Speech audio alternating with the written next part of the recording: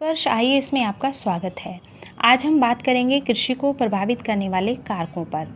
यूँ तो कृषि को भौतिक, आर्थिक, सामाजिक व सांस्कृतिक सभी प्रकार के कारक प्रभावित करते हैं, किंतु इनमें सबसे महत्वपूर्ण कारक भौतिक कारक है, यानी फिजिकल फैक्टर्स। फिजिकल फैक्टर्स अर्थात भौतिक कारकों में सबसे प्रभावशाली क्लाइमेट, सॉइल और रिलीफ है, यानी कि जलवायु, मृदा और उच्चावच। तो सबसे पहले बात करेंगे क्लाइमेट पर। फिजिकल फैक्टर्स में क्लाइमेट सबसे इम्पोर्टेंट है, क्योंकि क्लाइमेट के द्वारा ही लैंड यूज का स्वरूप निर्धारित और नियंत्रित होता है, यानी कि हम भूमि का उपयोग किस तरीके से कर रहे हैं, उसका स्वरूप कैसा होगा, उसका निर्धारण और नियंत्रण जलवायु करता है। क्लाइमेट के कुछ मुख्य एलिमेंट्स हैं जिन्हें एलिमेंट्स ऑफ क्लाइमेट्स कहते हैं, जैसे कि temperature, rainfall, humidity, wind flow और फॉग। ये सभी एलिमेंट ही हर समय कृषि को प्रभावित करते रहते हैं। दूसरा महत्वपूर्ण फैक्टर है सॉइल, यानी मृदा। मृदा के बारे में तो सभी किसान भाई जानते हैं कि यदि मृदा अच्छी गुणवत्ता की नहीं है तो कृषि के लिए वह बेकार है। इसका कारण यह है कि सॉइल ही एक ऐसा अनिवार्य पदार्थ है जिस पर कृषि आधारित है। सॉइल किसी देश की जीवनदायी पावर या शक्ति होती है। जिस देश की सॉइल नष्ट हो जाती है, उस देश की कृषि व अर्थव्यवस्था भी नष्ट हो जाती है। जैसा कि मैंने पहले वीडियो में आपको बताया कि कृषि प्राथमिक आर्थिक क्रिया है जो हमारी अर्थव्यवस्था के ढांचे को मजबूत करती है।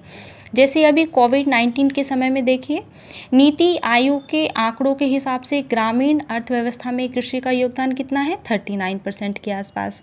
बाकी अन्य गतिविधियों का हिस्सा रहा। कोरोना महामारी में सब माइनस में चला गया, लेकिन कृषि इकलौता ऐसा क्षेत्र रहा जहां 3.4% बढ़ोतरी हुई। इसलिए अभी जो खरीदारी के लिए मांग बढ़ाने के फार्मूले ढूंढे जा रहे हैं, उनमें कृषि पर सबकी नज़र जमी हुई है, क्योंकि मुसीबत काल में अर्थव्यवस्था के जो ज्ञाता हैं वो कृषि क्षेत्र को ऐसा क्षेत्र मान रहे हैं कि जहां मांग बढ़ाने वाला एक फैक्टर हो सकता है। ज़रा सोचो, जो अभी हमारी कृषि का हाल है, किसानों का हाल है, उससे तो मात्र 4 से 5% की ही मांग बढ़ोतरी हो सकती है। तो फिर बाकी का क्या होगा, कहाँ से लाएंगे? क्योंकि कृषि, वानिकी और मत्स्य क्षेत्र तो ये पहले ही घटते घटते मात्र 14% का हिस्सा जीडीपी में रखते हैं। तो आपने देखा कि मृदा किसी देश के लिए कितना इम्पोर्टेंट फैक्टर है।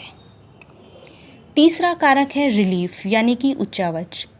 किसी देश के क्षेत्र में जो सबसे ऊंचा हिस्सा और जो सबसे नीचा हिस्सा, यानी कि सबसे ऊंचे और नीचे भाग के बीच की जो ऊंचाई में अंतर होता है, उसे उच्चावच यानी रिलीफ कहते हैं। ढाल व ऊंचाई इस उच्चावच के मुख्य तत्व हैं, और ढाल व ऊंचाई कृषि क्रियाओं को डायरेक्ट रूप से सभी जगह प्रभावित करते हैं। उच्चावच कृषि के स्वरूप का प्रकार बदल देता है, उसका स्वरूप बदल देता है।